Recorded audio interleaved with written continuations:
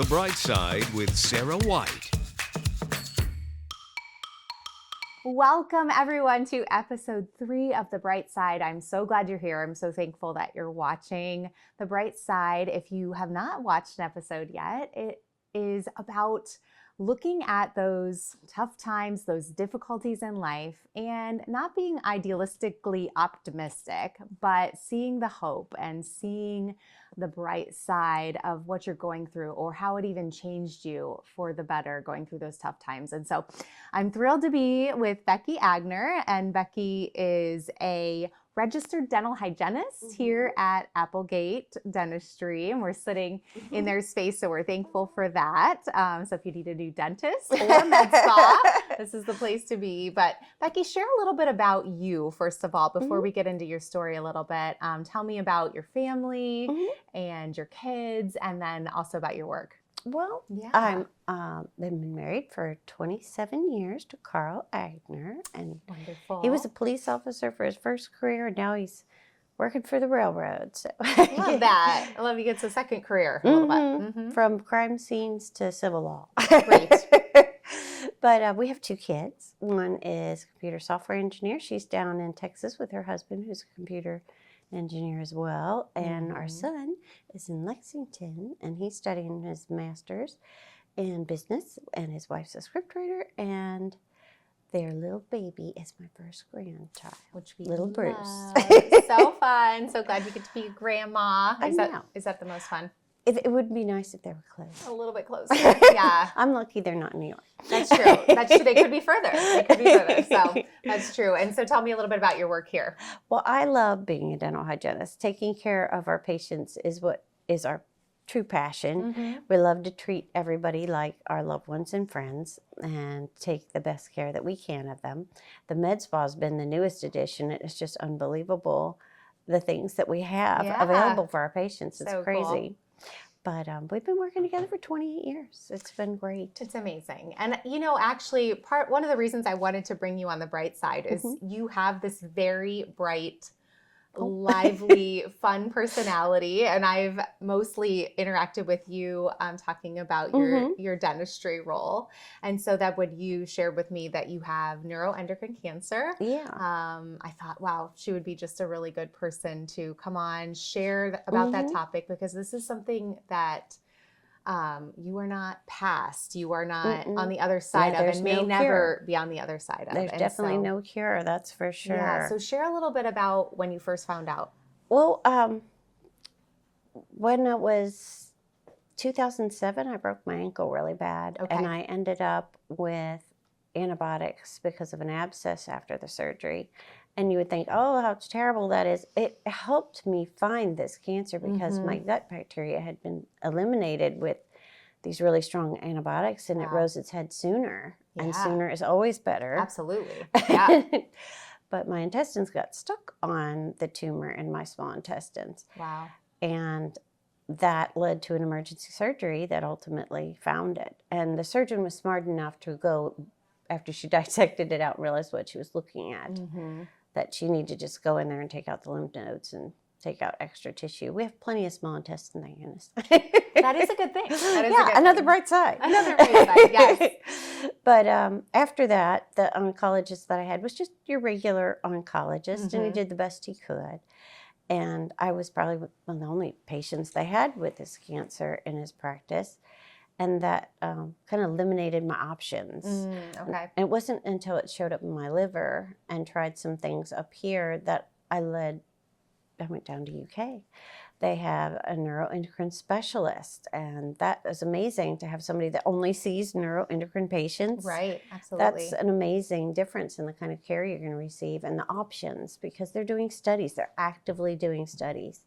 And since there isn't a cure for neuroendocrine cancer, we have to turn back that clock as much as we can. You only have so much liver. It does heal, but you got to get those tumors under control and reduce them before the new ones pop back up like dandelions. So let's back up a little bit just for people who really don't know anything about neuroendocrine cancer, because I didn't before I looked into it here for this interview. And I knew a little bit about the endocrine system, obviously neuro, brain, but how that all comes together, what it actually means. I feel like we don't know unless, we're actively researching it or we have it, right? And so true. I didn't know anything about it, so it was me. So share with our viewers a little bit about what it is. Yeah. Neuroendocrine cancer can be anywhere in your body. And that's what's really difficult is labels get stuck on your cancer. If they find it in your pancreas, they label it as pancreatic cancer. And that happened to Steve Jobs and Aretha Franklin. And their cancer was neuroendocrine cancer that was kind of in their pancreas. It was in their pancreas, but it was... And once they knew what it was, they knew it was incurable. They did the best they could, and we live a long time for the most part. Some people, they find it too late. Okay. And it's everywhere. And there was a young man that befriended my daughter online, and we were friends with him forever. I had no idea. He had no idea. He had neuroendocrine cancer, and he passed away this year. Oh my gosh. In his 30s. I'm so it was sorry. just That's absolutely so everywhere. Yeah. By the time they found it, there were no options. And the key to finding it early would be nice if we had a definitive test. But there don't. There isn't. When you have a rare disease, they don't throw a lot of priorities in it. There's not a big enough population to warrant creating something. It's not a big enough money maker.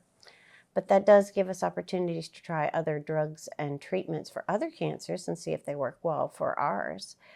So you've been able to do that. Yeah, I'm lucky. I got to do that with a pill I take once a day, and it stopped my tumors that ended up in my liver, because your liver's your pool filter. It's going to get there eventually.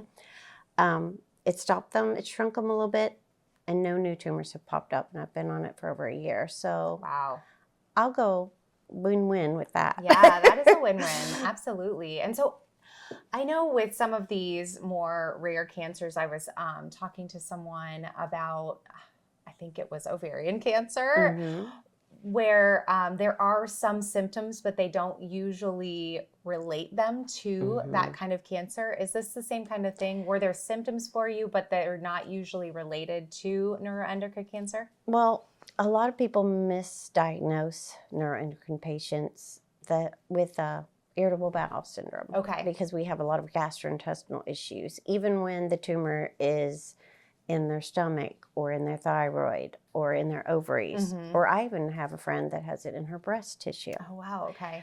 And lung, that's another one. It can be anywhere and give you these horrible symptoms, and nobody knows what to do with you, and they just label you as, IBS, because they don't know what else. Right, because it might flare up in the same ways. And fortunately, some of their suggestions did help my symptoms. Okay. So I thought, okay, I guess that's just who I am and what's going on, until that emergency surgery that led to the biopsy that identified it.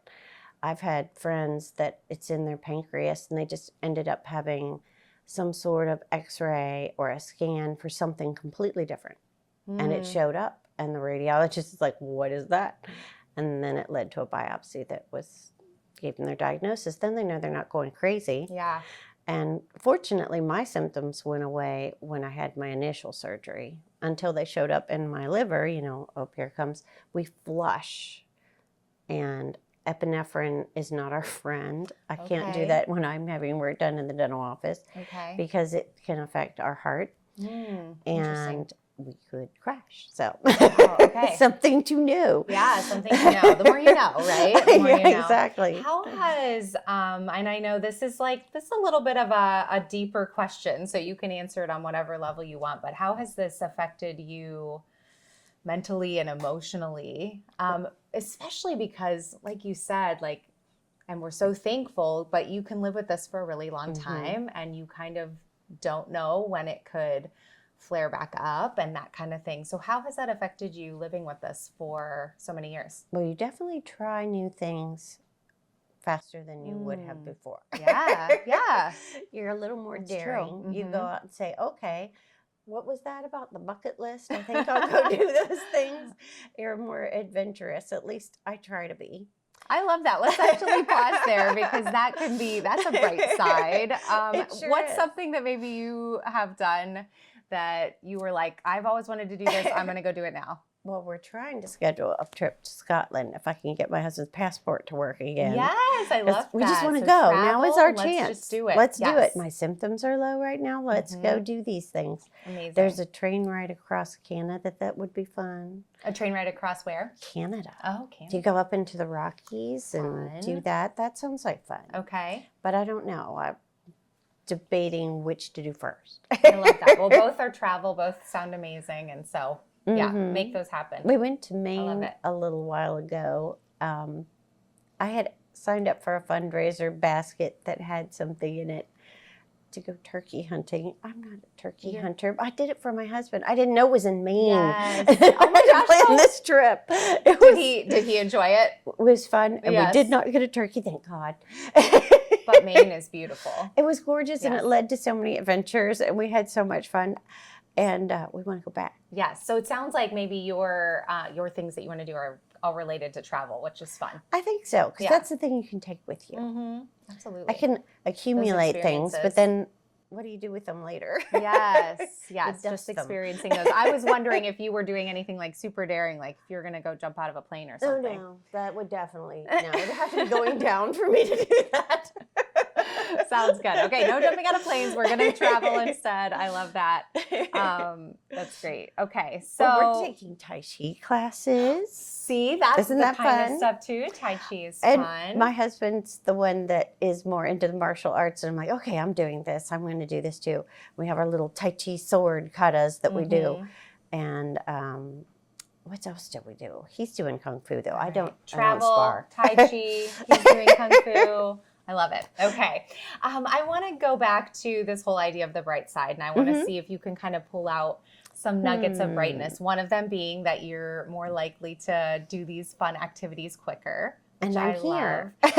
Yes, and you're here, which is definitely a bright side, and you get to enjoy that grandbaby right now, which is wonderful. Well, I see so many people that get diagnosed with this online, and they're so depressed, and you really do have this horrible shock. I have the C word. I have the C word. Now what am I going to do? And it's like, it's going to be fine. Plan for your future.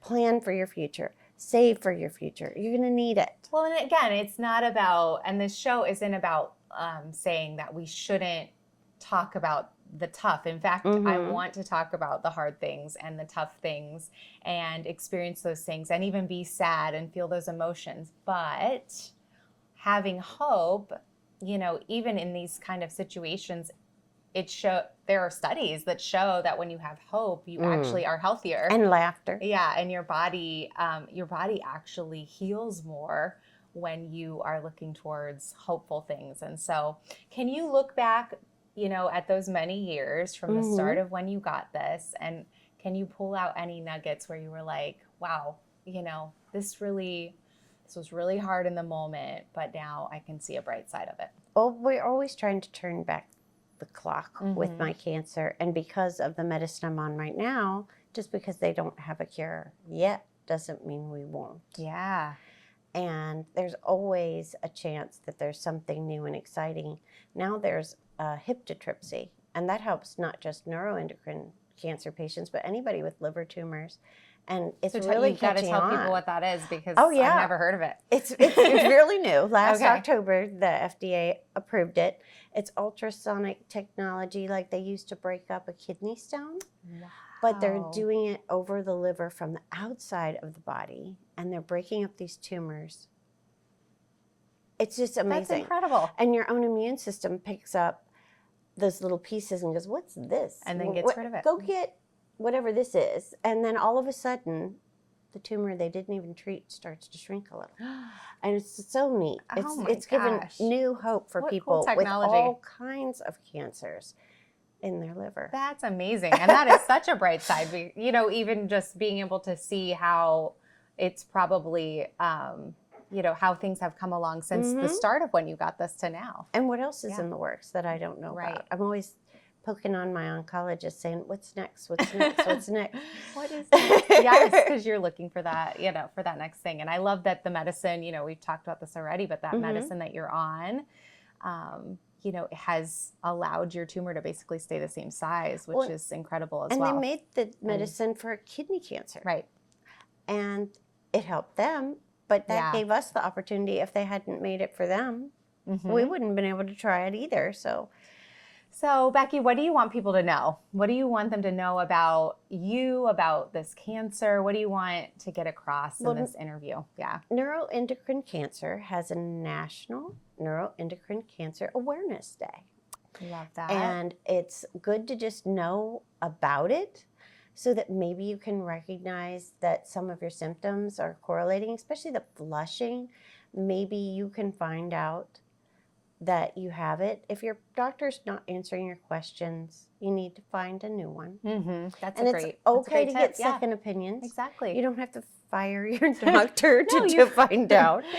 But it does change things. And Well, they're gives you there an to do the best opportunity. job for you. And if you feel like you need someone different, that's I okay. went for my second opinion, and that's why I'm here. That's important. Absolutely. So awareness, you want people to know about it.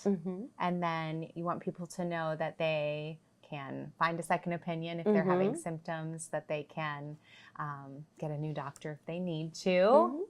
Anything that they want, that you want them to, let's kind of go down a little bit more of the philosophical road, and let's leave with some words of wisdom. Maybe for someone, maybe we'll broaden it out. Maybe someone who is just finding out that they have cancer. Let's leave them with some words of wisdom. There's always somebody that is worse off than you. And there's also somebody that's better off than you. Sure.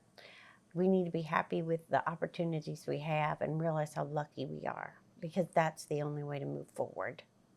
And it sometimes helps to help others to lift yourself up too. And just really talking good. to other people that have cancer and encourage them that you can do this, you can get through this. Well, wow, your cancer has a cure. Let's go do it. Yeah. I mean, and that's like, I just made me think about having community and how important community is. And I would assume specifically with people that do have cancer, like you can't be alone in it. You need to reach out. You need your buddies. You need people who are supporting you, of course, your friends and family, but then also people who are going through the same thing you are. And so, look out for the ones that are the caregivers. It's really hard on them. They need more help emotionally than we realize. And they have groups for them too. Absolutely. Yeah. So if you know someone, that's a really good thing as well. If you know someone who has cancer, of course, love on them, but love on their caregiver as well and care for them too. And give them a break sometimes. Some good words of wisdom from Becky. I love that. Thank you for being with me. Thank you for just sharing about this kind of cancer, because I had never chatted with anyone about it. And you, like you said, it's more rare, but people may not even know they have it as well. And it's an awareness thing. They think I had it 11 years before we found it. Oh my gosh. So this thing grows slow for a lot of people, but it gets you. Okay. Be aware. Yes, be aware. Be aware. Beware of the symptoms. symptoms. Thanks to you, we will have a lot of people being aware of this. Oh, I'm so glad. All right. We'll put information out for people as well. There's support groups. Support groups. I know you gave me some of that information, so we will link all of that so that people can have it. Thank you, Becky. Appreciate you. Thank you so much. Thank you guys so much for watching episode 3 of The Bright Side. I hope that you learned a little bit and that you also got to see the bright side in Becky's journey. And we're thankful for you watching. Bye, everyone. The Bright Side with Sarah White.